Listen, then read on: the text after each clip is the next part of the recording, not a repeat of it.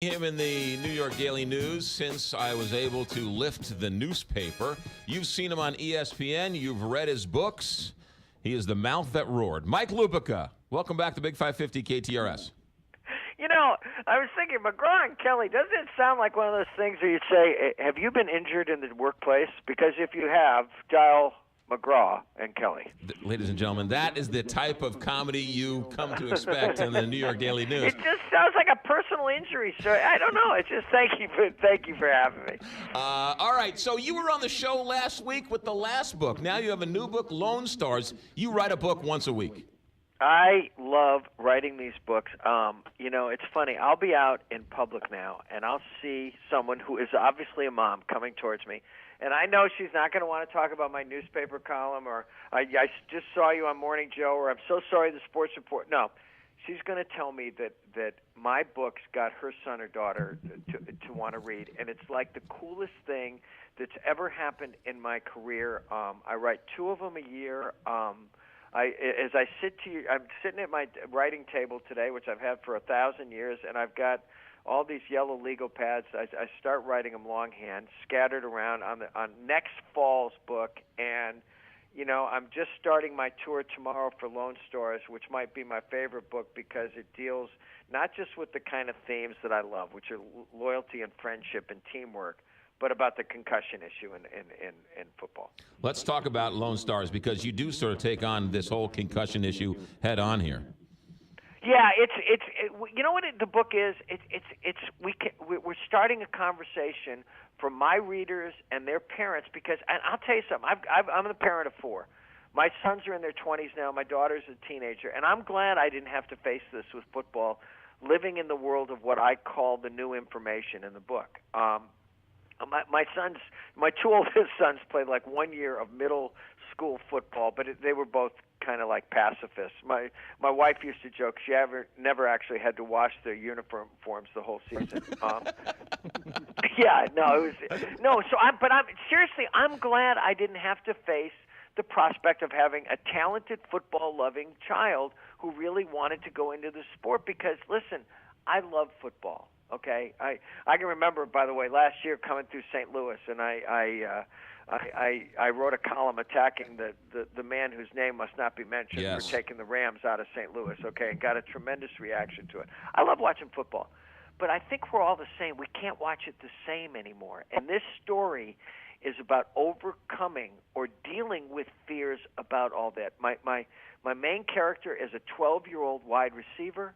But his coach is, I've created a fictional old Cowboys player, a hell for leather guy who was a that crazy special teams guy, that crazy substitute wide receiver who's coaching this team in San Antonio and is showing the first signs of memory loss and confusion. And the wonderful thing about this book is one of the great backdrops is the Alamo, because the Alamo is a monument and a cathedral to courage in the face of insurmountable odds. And these kids know, being smart kids, that what their coach is facing is those are insurmountable odds. The book is Lone Stars. It's for what, young adults? Is that safe to say? This is a middle grade book. The range of my readers is kind of wonderful. It goes from like 8 to 14 or 15.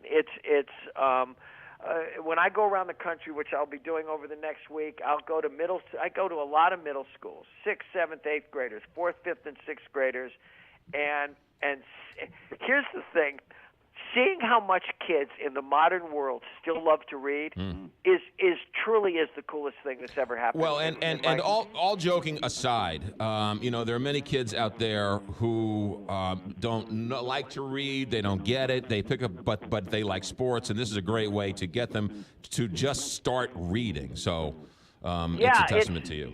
Yeah, it's funny when I give my talk at a school. I'll shrink this down. I start out by saying, listen, I have to tell you a very sad story about when Mr. Lupica was a boy.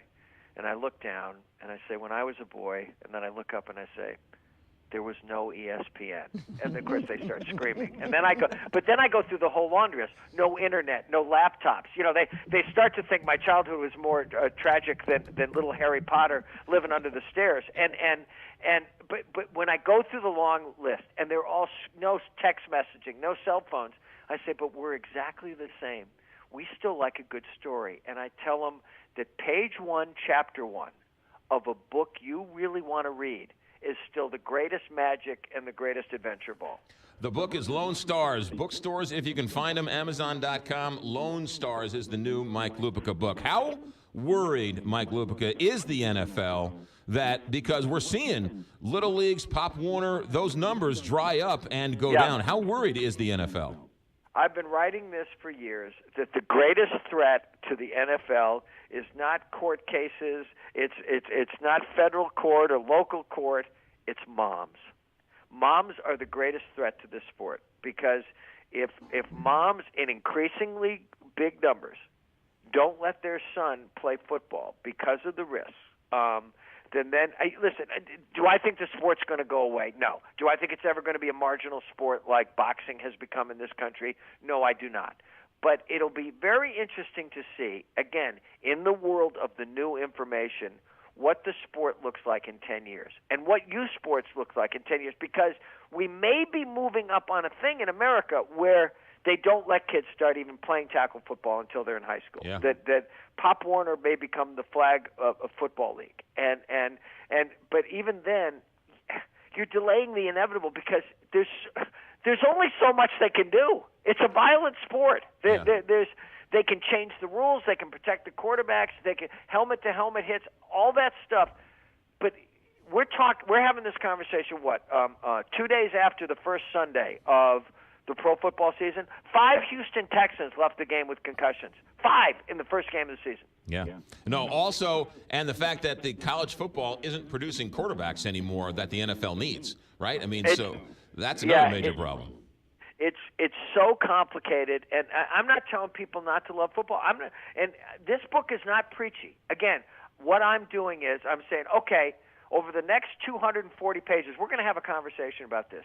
And then I'm going to lay out both sides of it. And then if you're a parent or you're a boy who loves football, you're going to have to make up your mind. And that's why, again, it's everything about this book. I love writing these books, but this one's my favorite. So you were also, last time you were here, you told us, you let the cat out of the bag, that you were writing Bob Costas' tell-all memoir. Well, it's not a tell-all memoir. It's not that kind of book. But a lot of it is done. And when's it coming out? It's going to come out in the spring of 2019, because it occurred to me in the writing of the book, the sweep of this story from Bob's childhood on Long Island to what I believe is the greatest career in sports broadcasting that anybody's ever had. We cover a lot of ground from the spirits of St. Louis, yes, to Bob doing the Eastern Hockey League when he was a kid at Syracuse, to working with OJ, to the Olympics. It turned out to be much longer than our challenge over the next several months is going to be probably paring it down, because I turned in a pretty long manuscript. Bobby's going over it now, but it's people are gonna love this book. You handed in War and Peace of Bob Costas' life. Ladies and gentlemen, Mike, I gotta go. Mike Lupica, you are always welcome here. Thank you for all of your kind words over the years. The book is Lone Stars for young adults. Buy it, and the New York Daily News, ESPN, everywhere else. Mike, have a good week. Thanks for checking in.